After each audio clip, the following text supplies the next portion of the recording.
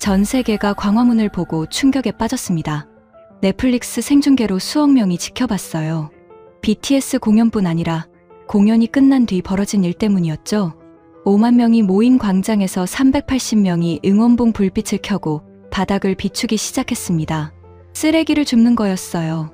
돈을 받는 것도 아니었습니다. 스스로 나선 자원봉사자들이었죠. 3시간 후 광장은 휴지 한 장 없이 깨끗했습니다. 영국 글래스턴베리는 청소에 일주일이 걸렸고 비용은 수백만 파운드였어요. 광화문은 3시간 4,000파운드, 1000배의 차이였습니다. 현장을 취재한 외신 기자들은 본국에 보고했어요. 이건 K-팝이 아니라 한국 그 자체의 충격이라고요. 대체 이 나라에서 무슨 일이 벌어진 걸까요? 지금 바로 공개합니다. 한국 최고라고 댓글을 남겨주세요. 여러분의 구독과 좋아요는 아주 큰 힘이 됩니다. 제 이름은 데이비드 체인버스입니다. 영국 BBC 문화부 선임기자로 15년째 일하고 있죠. 글래스턴베리, 레딩, 화이트섬 페스티벌까지 영국의 주요 음악 이벤트는 거의 다 취재했습니다. 수만 명이 모이는 공연장에서 무슨 일이 벌어지는지 저는 누구보다 잘 알고 있어요. 그래서 이번 서울 출장이 내키지 않았던 겁니다. 사흘 전 런던 BBC 본사 회의실에서 에디터 스티븐이 말했죠. 한국에서 BTS라는 그룹이 광화문이라는 곳에서 공연을 한다고요. 넷플릭스로 190개국에 생중계된다면서요. 저보고 가서 취재하라고 했습니다. 저는 반대했어요. K-팝은 제 전문 분야가 아니라고요. 스티븐은 웃으며 말했습니다. 그래서 보내는 거라고요. 편견 없는 시선이 필요하다고요. 편견이요? 저는 속으로 비웃었습니다. 15년간 대형 공연을 취재하며 배운 게 있다면 인파는 항상 예측 불가능하다는 거예요. 특히 젊은 팬들은 더 그렇죠. 흥분하고 소리 지르고 술 마시고 쓰레기 버리고 때론 싸우기도 합니다. 이게 현실이에요. 아시아 팬덤은 더 과열되어 있다는 얘기를 들었습니다. 온라인에서 본 영상들도 그랬어요. 공항에서 비명 지르며 달려드는 팬들, 콘서트장에서 울고불고 하는 모습들. 통제가 안 되는 거죠. 그런데 4만 8천 명을 도심 한복판에 모은다고요? 말도 안 됩니다. 영국이었다면 절대 허가 안 나올 규모예요. 동료 기자 제임스에게 농담조로 말했죠.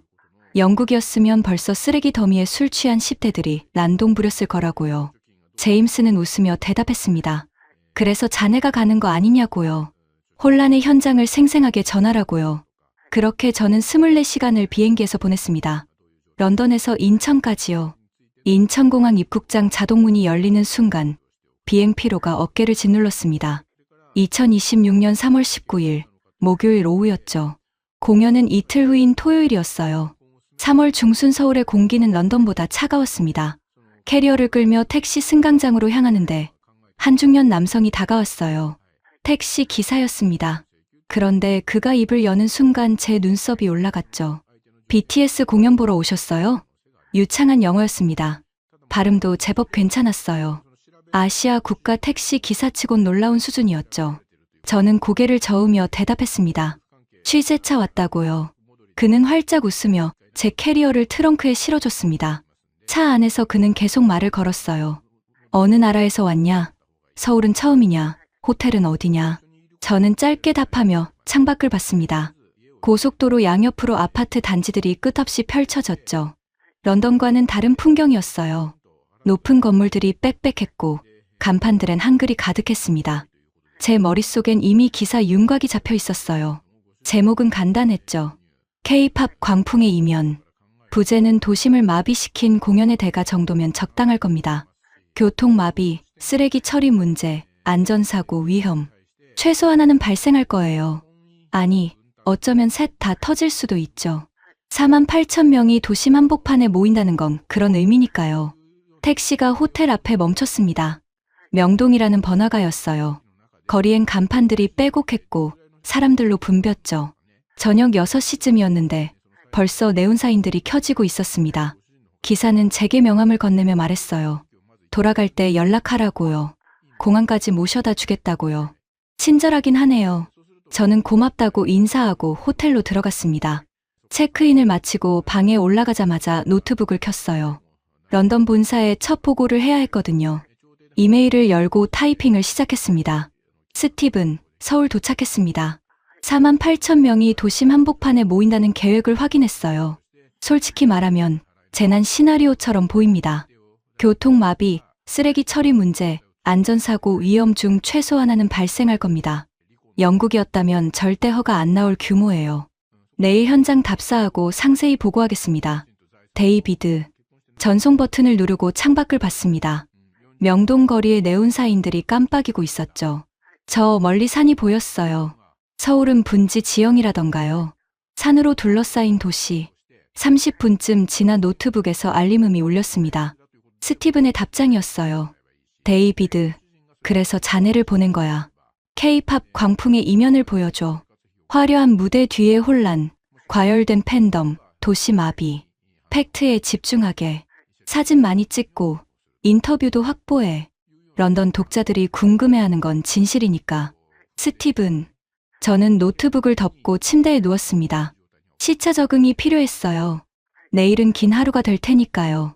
광화문 현장 답사, 안전 시스템 점검, 주변 상인들 인터뷰까지. 할 일이 산더미였죠. 잠들기 전 과거가 스쳤습니다. 2019년 글래스턴베리 페스티벌. 20만 명이 모였던 그곳에서 공연이 끝난 뒤 펼쳐진 광경이요. 텐트 잔에 술병 더미, 진흙탕이 된 잔디밭. 청소 인력이 일주일 내내 투입됐죠. 비용만 수백만 파운드가 들었습니다. 그게 현실이에요. 수만 명이 모이면 혼란이 따라오는 법이죠. 서울도 다르지 않을 겁니다. 아니, 어쩌면 더 심할 수도 있어요. 도심 한복판이니까요. 광장 주변엔 회사 건물들, 상가들, 지하철역들이 다 있다던데요. 통제선 하나 쳐봤자 소용없습니다. 인파는 물처럼 흐르니까요. 저는 눈을 감았습니다. 내일이면 알게 되겠죠. 한국이 얼마나 준비가 안 되어 있는지. 다음 날 아침, 저는 일찍 일어났습니다. 시차 때문에 새벽 5시에 눈이 떠졌거든요. 호텔 조식 뷔페에서 간단히 식사를 마치고 광화문으로 향했어요. 공연은 내일이지만 오늘이 진짜 중요한 날이었습니다. 현장을 직접 봐야 기사를 쓸 수 있으니까요. 지하철을 탔습니다. 5호선 광화문역이라고 표지판에 적혀 있더군요. 출구가 무척 많았어요. 하나, 둘, 셋, 8개나 됐습니다. 저는 6번 출구로 나왔죠. 지상으로 올라오는 순간 눈앞이 탁 트였습니다. 광화문 광장이었어요. 길쭉한 광장 한가운데로 보도가 나 있었고 양옆으론 차도가 있었습니다. 광장 끝엔 거대한 궁궐문이 보였죠. 광화문이라던가요. 그 뒤로 산이 병풍처럼 둘러싸고 있었어요. 그런데 광장은 이미 공사장이었습니다. 거대한 무대가 설치되고 있었어요. 건물 5층 높이는 좋게 되어 보였습니다. 조명 타워들이 세워지고 있었고 스크린을 매다는 작업이 한창이었죠. 인부들이 개미처럼 움직이고 있었어요. 저는 카메라를 꺼내 사진을 찍기 시작했습니다. 무대 전경, 광장 전체 모습, 주변 건물들. 나중에 기사에 쓸 자료였죠. 그때 눈에 띈 게 있었습니다. 광장 주변으로 철제 펜스가 설치되고 있었어요. 아니, 펜스라고 하기엔 너무 높았습니다. 거의 2미터는 되어 보였죠. 마치 요새를 만드는 것 같았어요. 저는 현장 관계자로 보이는 사람에게 다가갔습니다. 30대 초반 남성이었는데 안전조끼를 입고 있었죠. 영어로 물었어요. 저 펜스가 뭐냐고요. 그는 유창한 영어로 답했습니다. 보안 통제선이라고요. 총 31개 게이트를 설치한다고 했어요. 관객들은 이 게이트들을 통과해야만 공연장 안으로 들어올 수 있다고요. 31개요? 저는 놀라서 되물었습니다. 그는 고개를 끄덕였어요. 각 게이트마다 금속 탐지기와 보안 검색대가 설치된다고 했습니다. 공항 수준의 검색이라고요. 저는 속으로 웃었습니다. 과잉 대응이군요. 공연장도 아니고 야외 광장인데 31개 게이트라니. 48,000명을 어떻게 다 검색한다는 건지. 입장하는 데만 몇 시간 걸리겠어요. 더 물어봤습니다. 관객 수용 계획이 어떻게 되냐고요. 그는 태블릿을 꺼내 보여줬어요. 화면엔 광장 지도가 있었고 색깔로 구역이 나뉘어 있었습니다. 빨간색, 주황색, 노란색, 파란색. 그가 설명했어요. 코어 존, 핫 존, 웜 존, 콜드 존이라고요. 인파 밀집도에 따라 4개 구역으로 나누고 이걸 다시 15개 세부 구역으로 쪼갠다고 했습니다. 각 구역마다 총경급 책임자가 배치된다고요. 저는 고개를 저었습니다. 이론적으론 완벽하죠. 하지만 현실은 다릅니다. 인파는 통제되지 않아요. 특히 흥분한 젊은 팬들은 더욱 그렇죠. 구역 따위 무시하고 앞으로 밀려들 겁니다. 영국 글래스턴베리도 비슷한 시스템이 있었어요. 하지만 결과는요? 펜스가 무너지고 사람들이 넘어지고 응급차가 출동했죠. 저는 그에게 물었습니다. 경찰은 몇 명이나 투입됐냐고요. 6,700명이요. 그의 대답에 저는 잠시 말문이 막혔습니다. 6,700명이요? 48,000명 공연에 6,700명 경찰이라고요? 경찰 대 관객 비율이 거의 1대 7이네요. 이건 공연 경비가 아니라 작은 전쟁 준비 수준이었습니다. 그는 계속 설명했어요. 경찰 외에도 소방, 응급의료진, 서울시 공무원까지 합치면 10,000명이 넘는다고요. 광장 곳곳에 응급의료센터가 설치되고 구급차가 대기한다고 했습니다. 저는 고개를 끄덕이며 메모했습니다. 하지만 속으로는 생각했죠. 과하군요. 이 정도면 오히려 역효과예요. 너무 많은 통제는 팬들을 자극할 수 있습니다. 답답함을 느끼고 반발하게 되죠. 광장을 한 바퀴 돌았습니다. 걸으며 주변을 관찰했어요. 광장 양옆으론 고층 빌딩들이 즐비했습니다. 회사 건물들, 호텔, 상가들. 공연 당일엔 이 건물들 출입도 통제된다던데요. 말도 안 됩니다.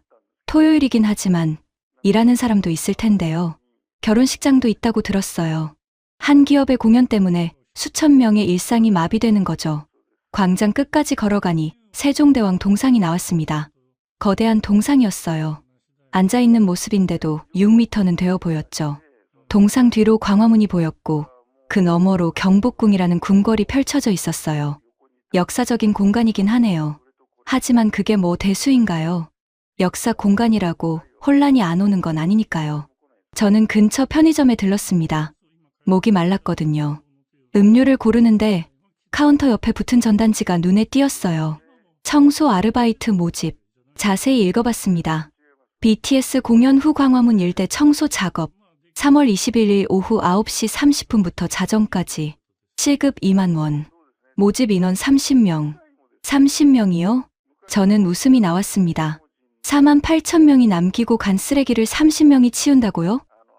2시간 반 만에요? 현실 감각이 없는 거죠. 글래스턴베리는 청소에 일주일이 걸렸습니다. 인력만 수백 명이 투입됐어요. 20만 명 페스티벌이긴 했지만 그래도 48,000명이면 만만찮은 규모예요. 편의점 주인에게 물었습니다. 저 아르바이트에 지원자가 많냐고요. 주인은 놀랍다는 표정으로 말했어요. 370명이 지원했다고요. 경쟁률이 12대 1이라고요. 돈이 좋긴 하네요. 하지만 일은 지옥일 겁니다. 쓰레기 더미 속에서 2시간 반을 허우적거리겠죠. 편의점을 나와 지하철역으로 향했습니다. 오후엔 다른 취재가 있었거든요. 주변 상인들 인터뷰, 교통 통제 계획 확인, 서울시청 담당자 면담. 지하철 계단을 내려가는데 다시 한번 광장을 돌아봤습니다. 거대한 무대, 높은 펜스, 빽빽한 조명 타워들. 저 모든 게 이틀 후면 작동하겠죠. 그리고 혼란이 시작될 겁니다. 저는 계단을 내려갔어요. 머릿속으론 벌써 기사 첫 문단이 그려지고 있었습니다.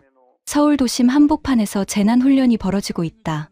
아니, 공연이라고 부르긴 하지만 준비 과정만 보면 재난 대비 훈련과 다를 바 없다. 과연 한국은 이 도박에서 이길 수 있을까? 그렇게 쓸 거예요. 팩트니까요. 3월 21일 토요일 오후 3시 공연 5시간 전이었습니다. 저는 광화문역 6번 출구 근처 카페에 앉아 있었어요. 창가 자리였죠. 여기서 광장이 훤히 보였거든요. 노트북을 펼쳐놓고 실시간으로 상황을 관찰하며 메모했습니다. 카페는 외국인 팬들로 가득했어요. 영어, 스페인어, 일본어, 태국어, 온갖 언어가 뒤섞여 있었습니다. 다들 흥분한 표정이었죠. 보라색 옷을 입은 사람들이 유난히 많았어요. BTS 팬덤 색깔이라던가요. 오후 4시쯤 제 휴대폰에 알림이 떴습니다. 서울시 긴급 공지였어요. 영어 버전도 함께 왔더군요. 오후 6시부터 광화문역과 시청역, 경복궁역은 무정차 통과합니다. 열차는 정차하지 않습니다. 인근 다른 역을 이용해 주세요. 저는 노트북에 타이핑했습니다. 드디어 시작되는군요. 무정차 통과. 예상했던 대로입니다. 인파 통제를 위해 지하철역 자체를 봉쇄하는 거죠. 하지만 이건 양날의 검이에요. 사람들이 어디로 가야 할지 모르면 패닉 상태가 됩니다. 특히 외국인 관광객들은 더 혼란스러울 거예요. 카페 안이 술렁이기 시작했습니다. 사람들이 휴대폰을 보며 웅성거렸어요. 누군가 큰 소리로 말했습니다. 지하철이 안 서요. 어떡해요? 미국인으로 보이는 젊은 여성이었습니다. 친구에게 다급하게 말하고 있었죠. 저는 카메라를 슬쩍 그쪽으로 돌렸어요. 좋은 장면이 나올 것 같았거든요. 패닉 상태의 관광객들. 기사에 딱 맞는 소재였습니다. 그런데 이상했어요. 사람들이 당황하긴 했지만 패닉 상태는 아니었습니다. 오히려 차분히 휴대폰을 꺼내 뭔가를 확인하기 시작했어요. 화면을 손가락으로 쓸어내리고 확대하고 서로에게 보여주고 저는 자리에서 일어났습니다. 가까이 가서 봐야겠더군요. 미국인 여성 옆으로 다가갔어요. 그녀의 휴대폰 화면이 보였습니다. 지도 앱이었는데 한글로 된 거였어요. 네이버 지도라고 위에 적혀 있었죠. 지도엔 광화문 일대가 표시돼 있었고 지하철역들이 점으로 찍혀 있었습니다. 광화문역엔 빨간 X 표시가 있었어요. 하지만 주변의 다른 역들, 종각역, 을지로 3가역, 안국역 같은 곳들은 녹색으로 표시돼 있었습니다. 게다가 각 역까지 걸어가는 경로가 파란 선으로 그려져 있었어요. 예상 소요 시간까지 나와 있었죠. 종각역까지 도보 7분. 그녀는 친구에게 말했습니다. 괜찮아. 이 앱 봐. 종각역으로 가면 돼. 7분이면 돼. 친구도 자기 휴대폰을 꺼냈어요. 역시 똑같은 앱이었습니다. 두 사람은 화면을 비교하며 고개를 끄덕였죠. 그리곤 자리에서 일어나 카페를 나갔습니다. 전혀 당황한 기색이 없었어요. 저는 멍하니 서 있었습니다. 주변을 둘러봤어요. 다른 사람들도 비슷했습니다. 프랑스에서 왔다는 커플은 휴대폰 2개를 나란히 놓고 비교하고 있었어요. 일본인 그룹은 한 명이 화면을 크게 띄워서 다른 사람들에게 보여주고 있었죠. 태국인 친구들은 웃으며 뭔가 얘기하고 있었습니다. 아무도 패닉 상태가 아니었어요. 저는 자리로 돌아와 창밖을 봤습니다. 광장 쪽으로 걸어가는 사람들이 보였어요. 하지만 한 방향으로만 몰리는 게 아니었습니다. 어떤 사람들은 왼쪽으로, 어떤 사람들은 오른쪽으로, 어떤 사람들은 뒤쪽으로 걸어가고 있었어요. 마치 물이 여러 갈래로 흐르듯이요. 분산되고 있었습니다. 자발적으로요. 저는 노트북을 덮고 밖으로 나갔습니다. 직접 확인해야 했어요. 광장 근처로 걸어갔습니다. 사람들이 삼삼오오 모여 걸어가고 있었죠. 한 무리를 따라갔어요. 젊은 여성 4명이었는데 그중 한 명이 휴대폰을 들고 앞장서고 있었습니다. 저는 영어로 말을 걸었어요. 실례합니다. 어디로 가시는 건가요? 그들은 멈춰 섰습니다. 한 명이 밝게 웃으며 대답했어요. 브라질에서 왔다고 했습니다. 을지로로 가요. 앱에서 여기가 덜 붐빈대요. 앱이요? 네, 네이버 지도요. 실시간으로 혼잡도 보여줘요. 여기 보세요. 그녀가 휴대폰을 보여줬습니다. 지도 위에 색깔로 표시된 구역들이 있었어요. 빨간색, 주황색, 노란색, 초록색. 광화문역 주변은 빨간색이었고 을지로 쪽은 노란색이었습니다. 우와, 정말 편리하네요. 어떻게 다운받으셨어요? 앱 스토어에 있어요. 한국 오기 전에 미리 깔았어요. 친구가 추천해 줬거든요. 저는 고개를 끄덕이며 물었습니다. 길 찾기 어렵진 않으세요? 그녀는 웃으며 고개를 저었어요. 아니요, 이 앱이 다 알려줘요. 게다가 거리에 안내 요원들도 많아요. 영어도 잘해요. 전혀 안 어려워요. 감사합니다. 좋은 공연 되세요. 그들은 손을 흔들고 다시 걸어갔습니다. 저는 그 자리에 서서 그들의 뒷모습을 봤어요. 디지털 인프라. 갑자기 그 단어가 머릿속에 떠올랐습니다.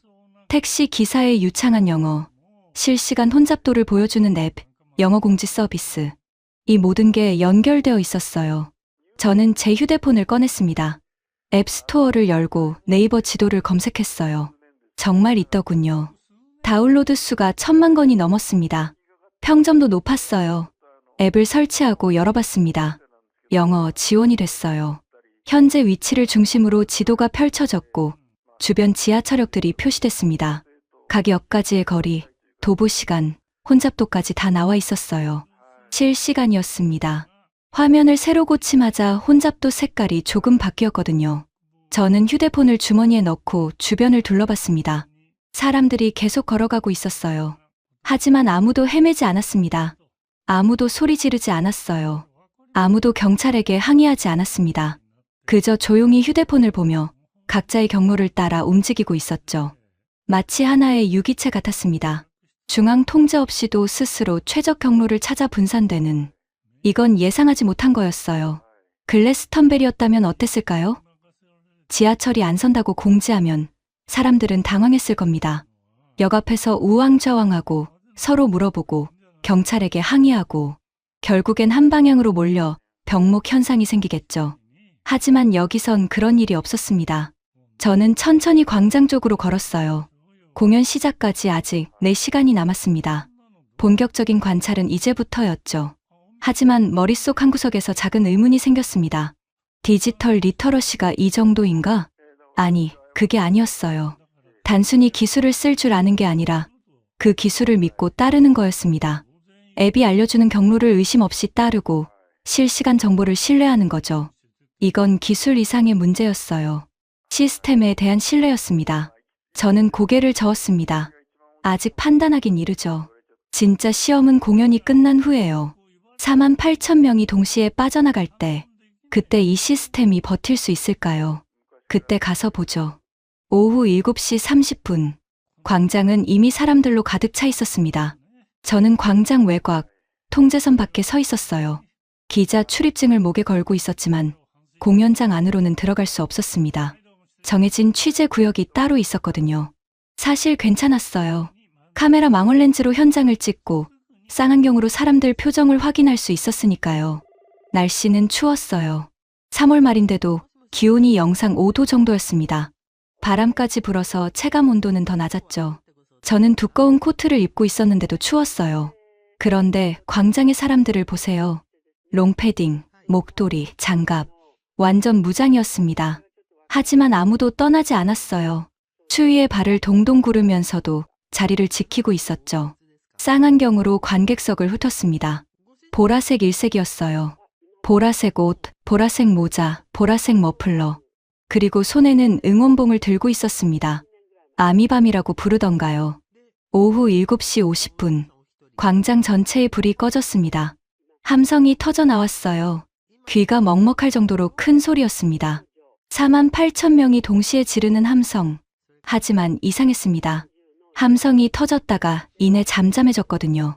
런던 페스티벌이었다면 계속 소리를 질렀을 겁니다. 휘파람 불고, 고함치고. 통제가 안 되죠.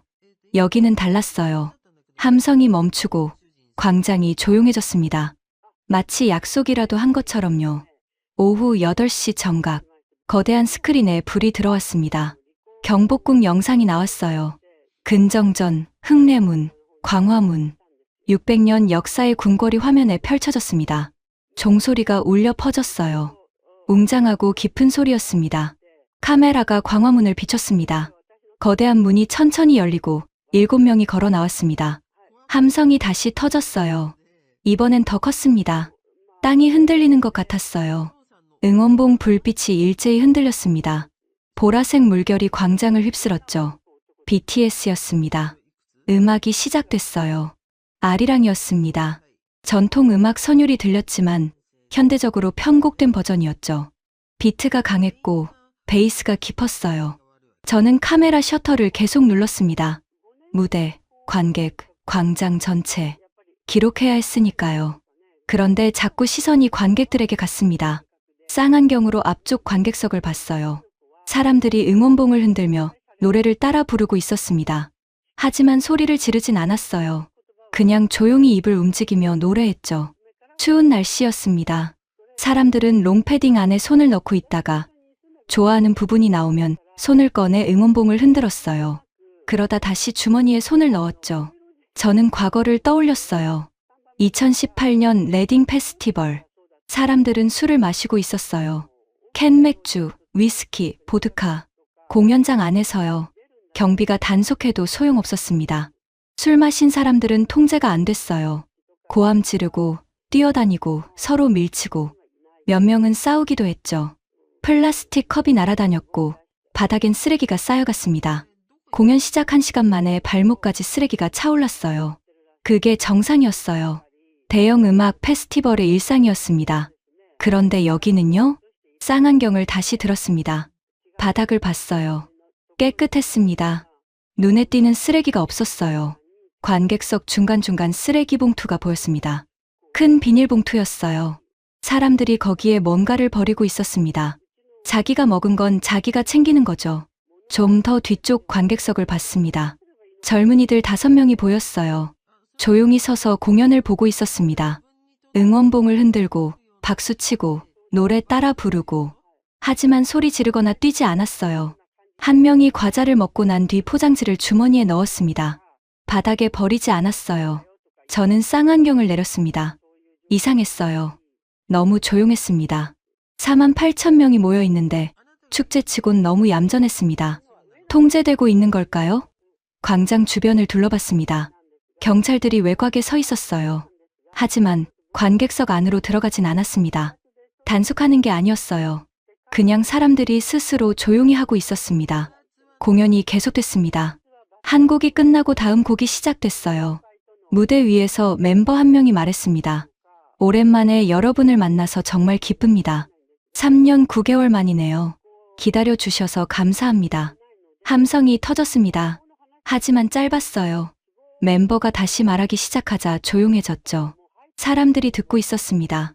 저는 카메라를 내려놓고 맨눈으로 봤습니다. 세종대왕 동상이 보였어요. 광장 한가운데 서 있는 거대한 동상. 그 앞에서 48,000명이 질서정연하게 공연을 보고 있었습니다. 그리고 아무도 싸우지 않았습니다. 아무도 술 마시지 않았고 쓰레기를 함부로 버리지 않았어요. 저는 주머니에서 휴대폰을 꺼냈어요. 런던 동료 제임스에게 문자를 보냈습니다. 제임스, 지금 공연장 밖에서 지켜보고 있네. 48,000명이 모였는데 믿기지 않을 정도로 조용해. 영국이었다면 벌써 난리였을 거야. 그런데 여기는 도서관 같아. 공연은 계속됐어요. 저는 계속 서서 지켜봤죠. 카메라로 사진 찍고 쌍안경으로 관찰하고, 그리고 생각했습니다. 이건 예상과 다르군요. 혼란을 확신했어요. 15년간 봐온 현장들이 그랬으니까요. 사람이 많으면 혼란이 생긴다. 이게 공식이었어요. 그런데 여기선 그 공식이 안 먹혔습니다. 왜일까요? 저는 답을 몰랐습니다. 아직은요. 하지만 한 가지는 확실했어요. 제가 쓰려던 기사 내용이 틀렸다는 거. 혼란, 무질서, 도시마비. 그런 단어들을 쓸 수 없을 것 같았습니다. 적어도 지금까진요. 진짜 시험은 공연이 끝난 뒤입니다. 48,000명이 동시에 빠져나갈 때, 그때 봅시다. 오후 9시, 공연이 끝났습니다. 마지막 곡이 끝나고 무대 조명이 꺼졌어요. 멤버들이 손을 흔들며 퇴장했고 광장의 불이 다시 켜졌습니다. 저는 카메라를 들어 올렸어요. 이제부터가 진짜였습니다. 48,000명이 동시에 빠져나가는 순간, 병목 현상, 밀림, 아우성, 제가 기다리던 장면이었죠. 셔터를 미리 눌러놓고 기다렸습니다. 연속 촬영 모드였어요. 혼란의 순간을 놓치지 않으려고요. 하지만 이상했습니다. 사람들이 일어나긴 했는데 일제히 출구로 달려가지 않았어요. 그냥 자리에서 천천히 짐을 챙기고 있었습니다. 응원봉 끄고, 가방 메고, 옷 여미고, 서두르지 않았어요. 쌍안경으로 관객석을 봤습니다. 사람들이 줄을 서고 있었어요. 출구 쪽으로 천천히 걸어가고 있었죠. 밀치지 않았어요. 뛰지도 않았고요. 마치 영화관 끝나고 나가는 것처럼요. 광장 곳곳에 경찰들이 보였습니다. 형광조끼를 입고 손에 정강봉을 들고 있었어요. 빨간 불빛이 나는 봉이었죠. 경찰들이 정강봉을 천천히 흔들며 방향을 가리켰습니다. 저쪽으로 가세요. 이쪽은 막혔어요. 우회하세요. 말은 안 했지만 동작만으로도 이해할 수 있었어요. 그리고 사람들은 그 지시를 따랐습니다. 항의하는 사람이 없었어요. 불평하는 사람도 없었고요. 인파가 흐르고 있었습니다. 강물처럼요. 천천히, 하지만 멈추지 않고 여러 갈래로 나뉘어서요. 어떤 무리는 왼쪽 출구로, 어떤 무리는 오른쪽 출구로, 어떤 무리는 뒤쪽 출구로. 저는 자리에서 일어났습니다. 가까이 가봐야겠더군요. 통제선 근처로 걸어갔어요. 사람들이 게이트를 통과해 나오고 있었습니다. 한 줄로 서서 차례차례요. 한 무리가 제 앞을 지나갔습니다. 젊은 남녀 5명이었어요. 저는 영어로 물었습니다. 실례합니다. 빠져나가는데 불편하진 않으세요? 한 명이 고개를 돌렸어요. 20대 초반 남성이었습니다. 네팔에서 온 유학생이라고 했어요. 아니요, 괜찮아요. 경찰분들이 잘 안내해 주시거든요. 사람 많긴 한데 위험하다는 느낌은 없어요. 다들 천천히 가니까요. 저는 그 자리에 서서 지켜봤어요. 계속해서 사람들이 나오고 있었습니다. 48,000명이니까 끝이 없을 것 같았어요. 하지만 막히지 않았습니다. 계속 흘러갔어요. 경찰들이 실시간으로 움직이고 있었습니다. 어느 게이트에 사람이 몰리면 다른 게이트로 유도했어요. 정강봉으로 방향을 바꿔주는 거죠. 그러면 인파가 분산됐습니다. 마치 댐 수문을 조절하는 것 같았어요. 9시 30분쯤 인파가 많이 빠졌습니다. 광장이 절반쯤 비었어요. 그때 뭔가 보였습니다. 보라색 어깨띠를 두른 사람들이었어요. 한 무리가 광장 안으로 들어가고 있었습니다. 30명쯤 됐어요. 아니, 더 많았습니다. 계속 늘어나고 있었죠. 저는 쌍안경을 들었어요. 확대해서 봤습니다. 어깨띠엔 글씨가 적혀 있었어요. 아미 자원봉사단. 그들은 손에 투명 봉투를 들고 있었습니다. 쓰레기 봉투였어요.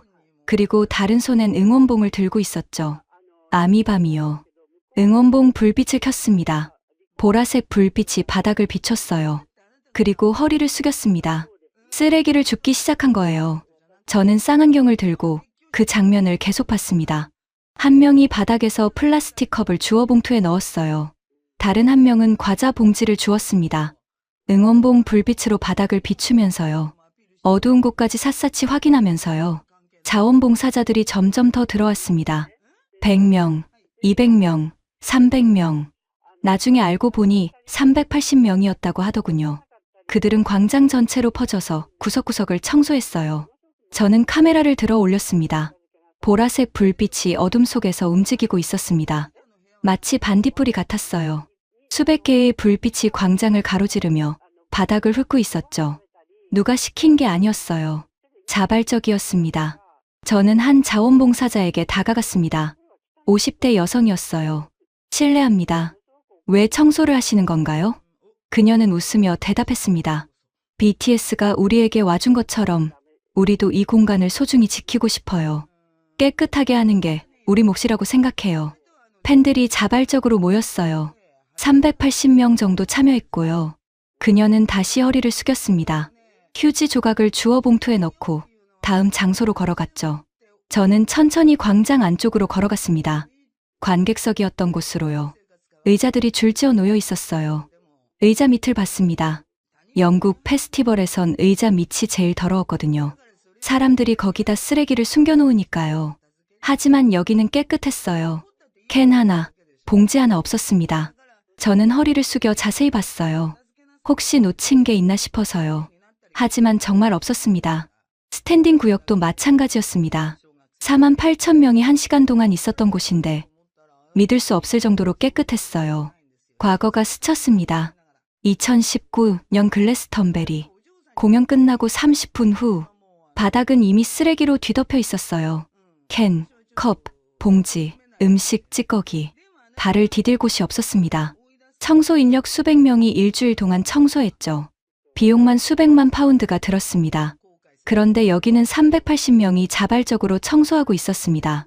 돈을 받는 것도 아니에요. 그냥 스스로요. 그리고 이미 절반 이상이 깨끗해졌습니다. 공연 끝난 지 40분밖에 안 됐는데요. 아까 본 청소 알바 모집 공고가 떠올랐습니다.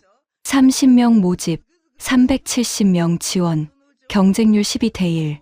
오후 9시 30분부터 자정까지 2시간 반 동안 청소한다고 했었죠. 하지만 지금 이 속도라면 자정되기 전에 끝날 것 같았습니다. 어쩌면 11시면 끝날 수도 있겠어요. 청소 알바들이 할 일이 별로 없을 것 같았습니다. 저는 취재 구역으로 돌아가 노트북을 펼쳤습니다. 메모를 정리해야 했어요. 오늘 본 것들을요. 하지만 손가락이 키보드 위에서 멈췄습니다. 뭐라고 써야 할까요? 혼란을 기대했는데 질서가 있었습니다. 쓰레기를 예상했는데 깨끗했어요. 사고를 우려했는데 아무 일도 없었습니다. 제가 15년간 봐온 현장과는 완전히 달랐어요. 저는 노트북을 덮었습니다. 시계를 봤어요. 9시 50분. 조금 더 기다려봅시다. 진짜 끝을 봐야 했으니까요. 오후 10시. 저는 광장을 떠나 주변 상가로 걸어갔습니다. 추가 취재가 필요했어요. 공연 자체만 봐서는 부족했죠. 주변 상인들은 어땠을까요? 경제 효과는 정말 있었을까요? 광화문역 근처 세븐일레븐이 보였습니다. 이틀 전 왔던 그 편의점이었어요. 청소 알바 모집 공고를 봤던 곳이죠. 문을 열고 들어갔습니다. 손님이 몇 명 있었어요. 다들 공연 보고 오는 길인 것 같았습니다. 보라색 옷을 입고 있었거든요. 카운터 뒤에 점주가 서 있었습니다. 50대 남성이었어요. 땀을 닦고 있더군요. 매우 바빴던 것 같았습니다. 손님들이 계산을 마치고 나가길 기다렸어요. 그리고 점주에게 다가갔습니다. 실례합니다. 이틀 전에 왔던 BBC 기자입니다. 잠깐 여쭤봐도 될까요? 점주는 저를 알아봤어요. 고개를 끄덕이며 말했습니다. 네, 괜찮아요. 오늘 매출이 어떠셨나요? 그는 잠시 계산기를 두드렸습니다. 그리고 웃으며 대답했어요. 평소 토요일엔 30만 원 정도 하는데 오늘은 200만 원 넘었어요. 거의 7배예요. 7배요? 정말 대단하네요. 네, 음료수랑 삼각김밥이 엄청 나갔어요.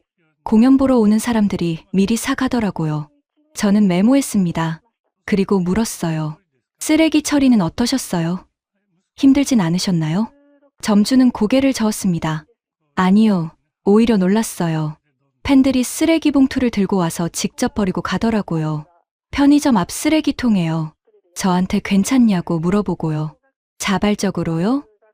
네, 1명, 2명이 아니라 여러 명이 그랬어요. 신기했죠? 저는 또 메모했습니다. 그리고 감사 인사를 하고 편의점을 나왔어요. 밖으로 나오니 밤 공기가 차가웠습니다. 하지만 거리는 여전히 사람들로 붐볐어요.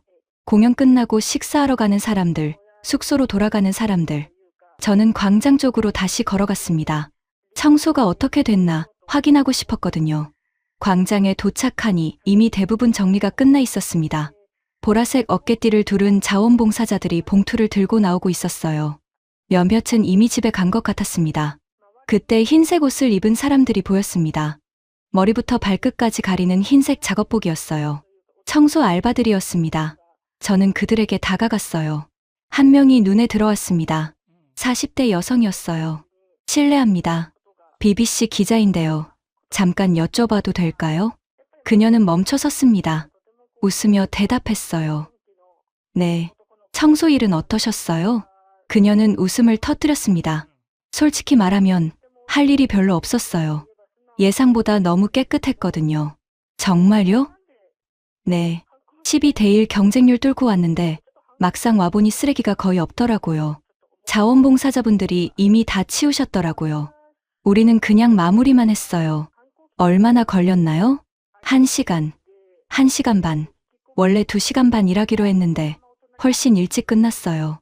저는 고개를 끄덕이며 메모했습니다. 감사합니다. 아, 그리고요. 그녀가 덧붙였습니다. 정말 신기했어요. 48,000명이 있었던 자리라고는 믿기지 않을 정도로 깨끗했어요. 이런 건 처음 봤어요. 저는 다시 감사 인사를 하고 그 자리를 떠났습니다. 청소 알바가 했던 말이 계속 머릿속에 맴돌았어요. 할 일이 별로 없었다고요. 12대1 경쟁률을 뚫고 왔는데 막상 와보니 쓰레기가 거의 없었다고요. 1시간 만에 끝났다고요. 48,000명이 있었던 자리라고는 믿기지 않을 정도로 깨끗했다고요. 이건 단순한 느낌이 아니었습니다. 현장에서 직접 일한 사람의 증언이었어요. 팩트였죠. 11시쯤 됐습니다. 저는 호텔로 돌아가는 길에 휴대폰을 꺼냈어요. 검색을 시작했습니다. BTS 광화문 공연 경제 효과. 기사들이 쏟아져 나왔습니다. 이미 언론에서 다루고 있었어요. 롯데백화점 본점. 공연 기간 매출 전년 대비 20% 증가. 외국인 매출은 2.4배 상승. 신세계백화점 본점. 41% 매출 증가. 신세계 면세점 명동점. 매출 전주 대비 1.5배. 세븐일레븐 광화문 인근 점포. 평균 매출 7배 증가. 저는 화면을 스크롤하며 계속 읽었습니다. 블룸버그 추산. 서울 경제 효과 2,660억 원. 해외여행 검색량 전주 대비 160% 증가. 넷플릭스 77개국 실시간 순위 1위. 숫자들이었습니다. 구체적인 숫자들이요. 7배, 20%, 41%, 2.4배, 2,660억 원. 이건 누군가의 추측이 아니었어요. 예상도 아니었고요. 실제로 측정된 수치였습니다. 편의점 점주의 말도 떠올랐어요. 팬들이 쓰레기 봉투를 들고 와서 직접 버리고 갔다고요. 괜찮냐고 물어보면서요. 그것도 팩트였습니다. 청소 알바의 증언과 합쳐지면 더 명확해지는 거죠. 경제 효과와 시민의식, 자발적 참여가 모두 실제 데이터로 나타나고 있었습니다. 호텔에 도착했을 때 저는 여전히 휴대폰을 들여다보고 있었어요. 로비를 지나 엘리베이터를 타고 올라가면서도 머릿속으론 오늘 본 것들을 정리하고 있었습니다. 방문을 열고 들어가자마자 노트북을 켰어요. 오늘 찍은 사진들을 하나하나 확인했습니다. 광장을 가득 메운 인파 사진이 먼저 나왔어요. 그 다음엔 질서정연하게 퇴장하는 모습들, 보라색 불빛으로 바닥을 비추며 청소하는 자원봉사자들, 그리고 마지막엔 휴지 한 장 없이 깨끗해진 바닥 사진들이 있었습니다. 각 사진마다 타임스탬프가 찍혀 있었어요. 오후 8시에 찍은 공연 시작 장면, 9시에 찍은 퇴장 장면, 9시 30분에 찍은 자원봉사자들, 10시에 찍은 깨끗한 광장. 시간 순서대로 모든 게 기록되어 있었습니다. 저는 의자에 앉아 창밖을 봤습니다. 명동거리의 불빛이 여전히 반짝이고 있었어요. 공연이 끝난 지 2시간이 훌쩍 지났지만 거리엔 여전히 사람들이 다니고 있었죠. 도시는 마비되지 않았어요. 오히려 더 활기차 보였습니다. 노트북 화면을 다시 봤습니다. 빈 문서가 열려 있었어요. 손가락을 키보드 위에 올렸습니다. 타이핑을 시작해야 했는데 뭐라고 써야 할지 막막했습니다. 런던에서 출발하기 전엔 확신했었어요. 혼란, 무질서, 도시 마비. 그런 단어들로 기사를 채울 거라고요. 하지만 지금 제 앞에 놓인 건 완전히 반대되는 단어들이었습니다. 질서, 청결, 자발적 참여, 경제 효과. 저는 키보드에서 손을 뗐습니다. 아직 쓸 수 없었어요. 하루만 본 걸로는 부족했습니다. 내일 더 취재해야 했어요. 서울시 담당자, 경찰 관계자, 더 많은 상인들을 만나봐야 했죠. 팩트를 더 모아야 했고, 런던 동료들과도 얘기해봐야 했습니다. 제가 본 것들이 정말 맞는지 확인해야 했으니까요. 노트북을 덮었습니다. 침대에 누워 천장을 바라봤어요. 15년 동안 대형 공연을 취재했습니다. 글래스턴베리, 레딩, 화이트 섬. 모두 비슷했어요. 혼란, 쓰레기, 술, 싸움. 그게 정상이라고 생각했죠. 하지만 오늘 본 건 달랐습니다. 완전히 달랐어요. 한국은 뭐가 다른 걸까요? 시스템일까요? 기술일까요? 아니면 사람들일까요? 답을 몰랐습니다. 하지만 한 가지는 확실했어요. 제가 알던 공식이 여기선 통하지 않는다는 거. 그리고 그게 저를 불편하게 만들었습니다. 15년간 쌓아온 경험과 확신이 흔들리고 있었으니까요. 눈을 감았습니다. 내일 더 확인해야겠어요. 하지만 이미 마음 한구석에선 알고 있었습니다. 오늘 본 것들이 진짜라는 걸요. 다음 날 새벽 0시 30분. 저는 잠이 오지 않았습니다. 침대에 누워 천장을 바라봤지만 머릿속엔 오늘 본 장면들이 계속 맴돌았어요. 결국 일어나서 옷을 입었습니다. 다시 나가봐야겠더군요. 광화문으로요. 호텔을 나섰습니다. 밤 공기는 더 차가워져 있었어요. 거리는 한산했습니다. 명동의 상가들도 대부분 문을 닫았고 가로등 불빛만 거리를 비추고 있었죠. 지하철은 이미 끊겼습니다. 택시를 탔어요.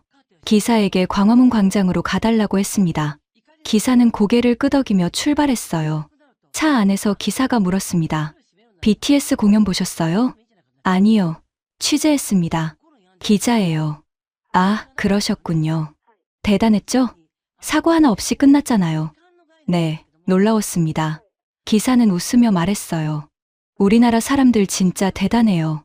질서 하나는 끝내주죠. 저는 고개를 끄덕였습니다. 더 이상 말하지 않았어요. 창밖을 봤습니다. 택시가 광화문 광장 근처에 멈췄습니다.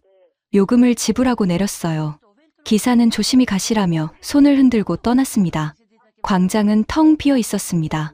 이틀 전엔 무대가 설치되고 있었죠. 어제 저녁엔 4만 8천 명이 모여 있었고요. 하지만 지금은 아무도 없었습니다. 가로등 불빛만 광장을 비추고 있었어요. 저는 천천히 광장 안으로 걸어갔습니다. 바닥을 봤어요. 아스팔트 보도가 깨끗했습니다. 가로등 불빛 아래서 자세히 봤어요. 혹시 놓친 쓰레기가 있나 싶어서요. 없었습니다. 휴지 한 장, 플라스틱 조각 하나 없었어요. 담배 꽁초도 없었고 껌 자국도 없었습니다. 마치 공연이 없었던 것처럼 깨끗했어요. 저는 계속 걸었습니다. 어제 관객석이었던 곳으로요. 접이식 의자들은 이미 다 치워졌더군요. 바닥만 남아 있었습니다. 역시 깨끗했어요. 스탠딩 구역이었던 곳도 마찬가지였습니다. 무대가 있던 자리도 이미 철거가 진행 중이었어요. 인부들이 밤새 작업하고 있었습니다. 저는 광장 중앙으로 걸어갔습니다. 세종대왕 동상 앞이었어요.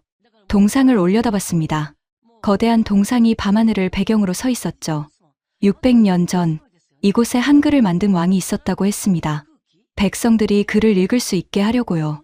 그 왕의 동상이 지금도 이곳을 지키고 있었어요. 그리고 어제 이 동상 앞에서 4만 8천 명이 공연을 봤습니다. 한국 사람도 있었고 외국 사람도 있었고 젊은 사람도 있었고 나이 든 사람도 있었죠. 하지만 모두 조용히 공연을 보고 질서 있게 퇴장하고 스스로 쓰레기를 치웠습니다. 그리고 지금 이 광장은 다시 원래대로 돌아와 있었어요. 과거가 스쳤습니다. 2019년 글래스턴베리 페스티벌. 공연이 끝난 다음 날 아침, 저는 현장을 다시 방문했었어요. 취재 마무리였죠. 현장은 여전히 쓰레기로 뒤덮여 있었습니다. 캔, 병, 컵, 봉지, 음식 찌꺼기, 텐트 잔해. 발을 디딜 곳이 없었어요.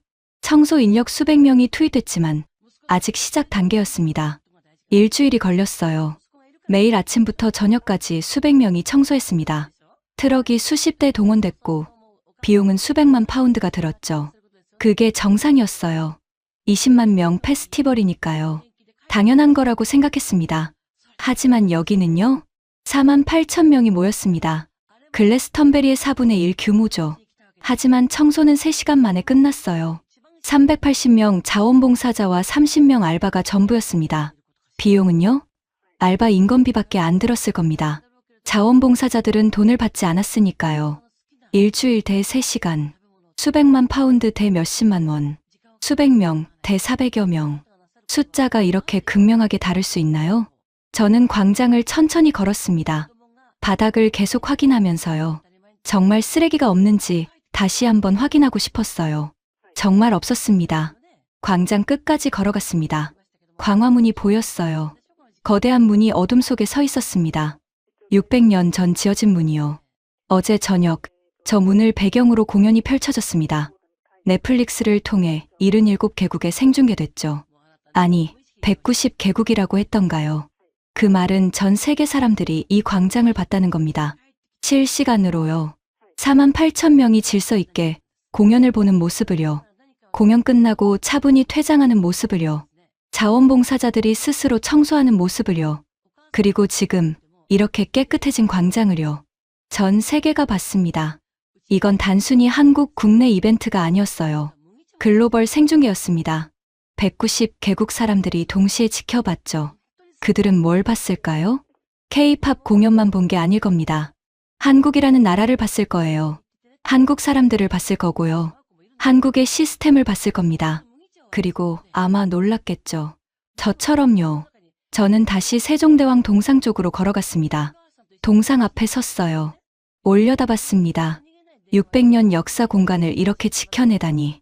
단순히 깨끗하게 했다는 게 아니에요. 역사를 존중한 거죠. 이곳이 어떤 의미를 가진 장소인지 알고 그래서 소중히 다룬 겁니다. 팬들이 쓰레기를 스스로 치운 건 BTS를 사랑해서만은 아니었을 거예요. 이 광장을, 이 공간을, 이 역사를 존중했기 때문이겠죠. 저는 주머니에서 휴대폰을 꺼냈습니다. 사진을 찍었어요. 텅 빈 광장, 세종대왕 동상, 깨끗한 바닥, 타임스탬프가 찍혔습니다. 0시 50분. 공연 끝난 지 4시간 정도 지났네요. 하지만 광장은 이미 원래대로 돌아와 있었습니다. 저는 휴대폰을 주머니에 넣고 광장을 빠져나왔습니다. 다시 택시를 탔어요. 호텔로 돌아가는 길이었습니다. 차 안에서 창밖을 봤습니다. 서울의 밤거리가 지나갔어요. 고층 빌딩들, 네온 사인들, 텅 빈 거리들. 그리고 생각했습니다. 글래스턴베리는 일주일이 걸렸어요. 수백 명이 투입됐고 수백만 파운드가 들었죠. 그래도 흔적이 남았습니다. 잔디가 망가지고 진흙탕이 됐고 쓰레기 냄새가 일주일 넘게 남았어요. 광화문은 3시간 만에 끝났습니다. 400여 명이 전부였고 비용은 거의 안 들었죠. 그리고 지금 아무 흔적도 없습니다. 이게 차이였어요. 시스템의 차이. 그것만은 아니에요. 영국도 시스템은 있으니까요. 기술의 차이. 그것도 아니에요. 영국도 기술은 있으니까요. 그럼 뭘까요? 사람들이었습니다. 사람들이 시스템을 믿고 따랐어요. 기술을 활용했고요. 그리고 자발적으로 참여했습니다. 그게 차이를 만든 겁니다. 택시가 호텔 앞에 멈췄습니다. 저는 요금을 지불하고 내렸어요. 로비를 지나 엘리베이터를 탔습니다. 방으로 돌아와 노트북을 켰어요. 빈 문서가 여전히 열려 있었습니다. 손가락을 키보드 위에 올렸습니다. 이제 쓸 수 있을 것 같았어요. 아직 완전한 기사는 아니지만 적어도 윤곽은 잡혔습니다. 타이핑을 시작했습니다. 서울 광화문 광장에서 기적을 봤다. 4만 8천 명이 모였지만 혼란은 없었다. 공연이 끝났지만 쓰레기는 없었다. 도시는 마비되지 않았고 사고는 일어나지 않았다. 이건 단순한 공연이 아니었다.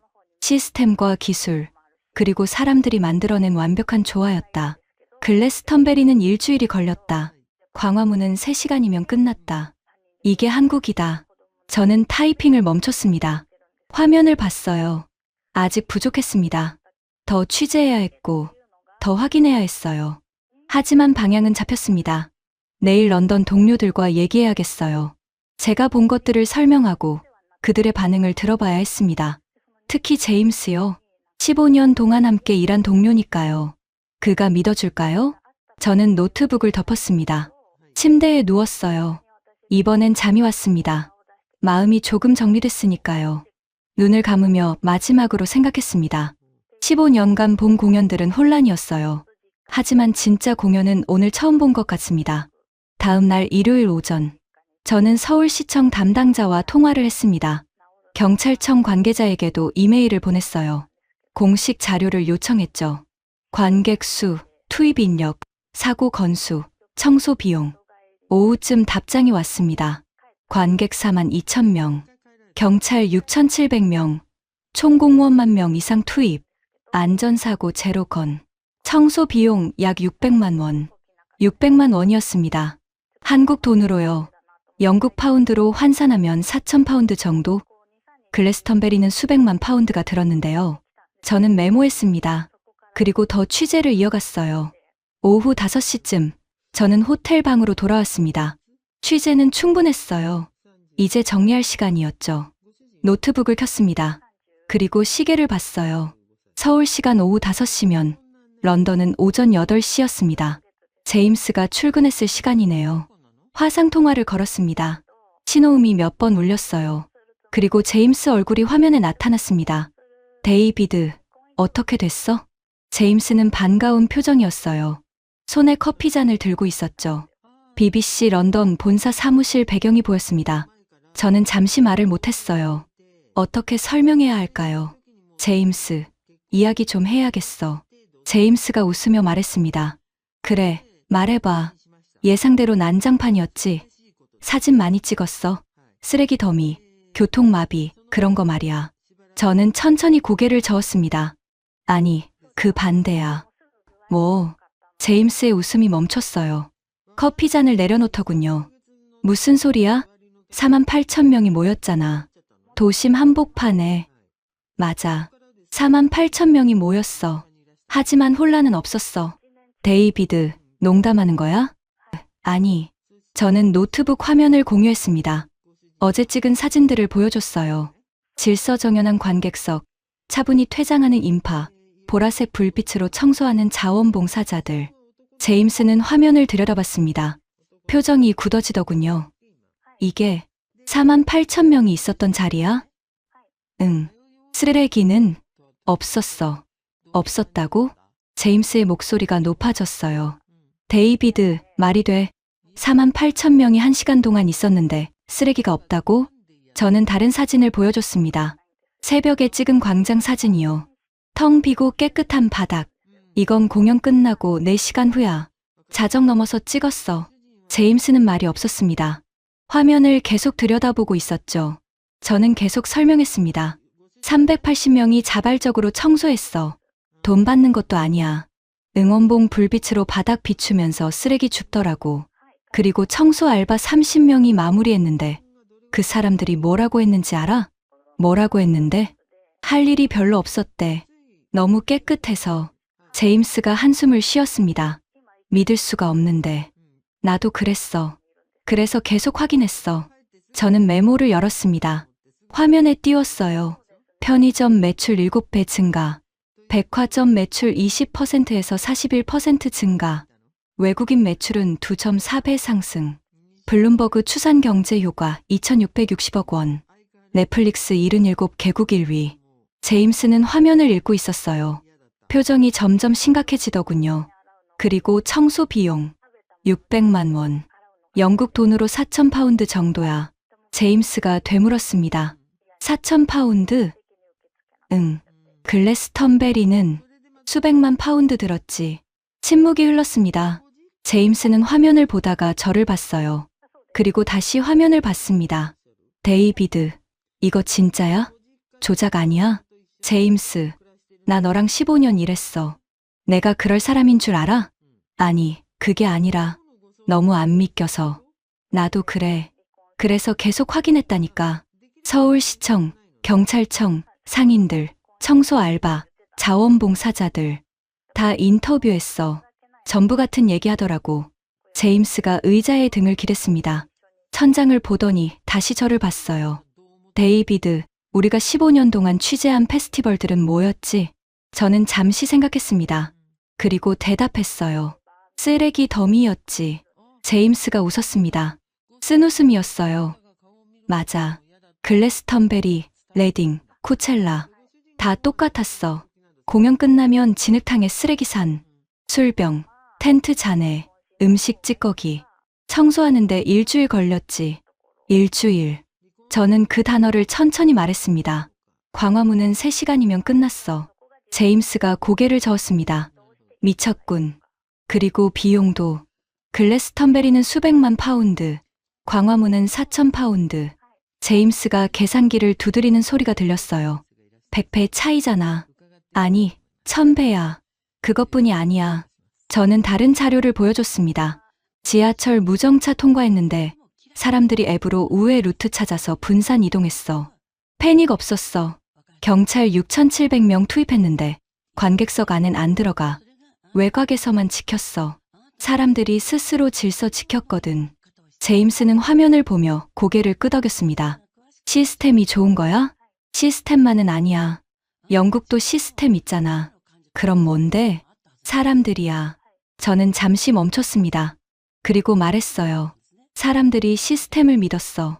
따랐고, 그리고 자발적으로 참여했어. 그게 차이야. 제임스가 한참 생각하더니 물었습니다. 데이비드, 기사 어떻게 쓸 거야? 저는 노트북에 작성 중이던 문서를 열었습니다. 제목을 보여줬어요. 서울이 공연 문화를 재정의하다. 제임스가 읽더니 고개를 끄덕였습니다. 좋아. 내용은? 저는 타이핑을 시작했습니다. 제임스가 보는 앞에서요. 글래스턴베리는 쓰레기 처리에 일주일이 걸린다. 청소 인력 수백 명이 투입되고 비용은 수백만 파운드에 달한다. 광화문은 3시간이면 끝났다. 자원봉사자 380명과 알바 30명. 비용은 4,000파운드. 이건 단순한 K-팝 공연이 아니다. 이게 한국이다. 타이핑을 멈췄습니다. 제임스를 봤어요. 제임스는 화면을 읽고 있었습니다. 한참 후에 고개를 들더니 말했어요. BBC 본사가 믿을까? 저는 웃었습니다. 사진 수백 장 있어. 영상도 있고, 인터뷰 녹음도 있어. 공식 자료도 다 받았어. 팩트 체크 3번 해도 돼. 제임스가 웃었습니다. 이번엔 진짜 웃음이었어요. 4번 하라고 해. 뭐, 팩트 체크 4번 하라고 해. 전부 진짜니까. 저는 고개를 끄덕였습니다. 화상통화를 끊기 전에 제임스가 물었습니다. 데이비드, 솔직히 말해봐. 너 지금 어떤 기분이야? 저는 잠시 생각했습니다. 그리고 대답했어요. 15년간 내가 본 건 공연이 아니라 혼돈이었던 것 같아. 진짜 공연은 여기서 처음 본 것 같아. 제임스가 조용히 말했습니다. 나도 그런 것 같아. 너 기사 보고 나도 생각 바뀔 것 같은데. 통화를 끝냈습니다. 화면이 꺼졌어요. 저는 의자에 앉아 창밖을 봤습니다. 서울 오후 6시. 해가 지고 있었어요. 건물들 사이로 노을이 보였습니다. 노트북으로 시선을 돌렸습니다. 문서가 열려 있었어요. 기사 초안이요. 타이핑을 계속했습니다. 15년 동안 대형 음악 페스티벌을 취재했다. 글래스턴베리, 레딩, 코첼라. 모두 비슷했다. 공연이 끝나면 쓰레기 더미가 남았고 청소에 일주일이 걸렸다. 그게 정상이라고 생각했다. 서울 광화문에서 그 정상이 무너졌다. 4만 8천 명이 모였지만 혼란은 없었다. 공연이 끝났지만 쓰레기는 없었다. 3시간 만에 광장은 원래대로 돌아왔다. 이건 시스템과 기술, 그리고 사람들의 완벽한 조화였다. 정부는 10,000명 이상의 인력을 투입했다. 하지만 통제하지 않았다. 안내했을 뿐이다. 사람들은 시스템을 믿었다. 앱으로 우회 루트를 찾았고, 경찰 지시를 따랐고, 스스로 쓰레기를 치웠다. 380명의 자원봉사자가 응원봉 불빛으로 광장을 청소했다. 누가 시키지 않았다. 스스로 했다. 이게 한국이다. 타이핑을 멈췄습니다. 화면을 읽었어요. 아직 부족했지만 뼈대는 잡혔습니다. 저는 파일을 저장했습니다. 제목을 붙였어요. 서울, 공연 문화의 새로운 기준. 내일 런던으로 돌아가면 본격적으로 쓸 겁니다. 더 다듬고, 더 보완하고, 사진들 넣고. 하지만 핵심은 이미 여기 있었어요. 저는 노트북을 덮었습니다. 침대에 누웠어요. 창밖으로 서울의 밤 풍경이 보였습니다. 불빛들이 반짝이고 있었죠. 이틀 전 이 도시에 왔을 때 저는 확신했었습니다. 혼란을 보게 될 거라고, 쓰레기를 보게 될 거라고, 실패를 보게 될 거라고. 하지만 본 건 정반대였어요. 질서, 청결, 성공. 그리고 뭔가 더 중요한 것. 사람들이 서로를 믿는 모습이었습니다. 시스템을 믿고, 서로를 믿고, 그래서 함께 만들어낸 성공이었죠. 15년 경력이 무너졌습니다. 제가 알던 공식이 틀렸어요. 하지만 그게 나쁘지 않았습니다. 오히려 배웠으니까요. 더 나은 방법이 있다는 걸요. 눈을 감았습니다. 내일 런던행 비행기를 타야 했어요. 하지만 한국에서 본 것들은 평생 기억에 남을 것 같았습니다. 진짜 공연을 본 날로요.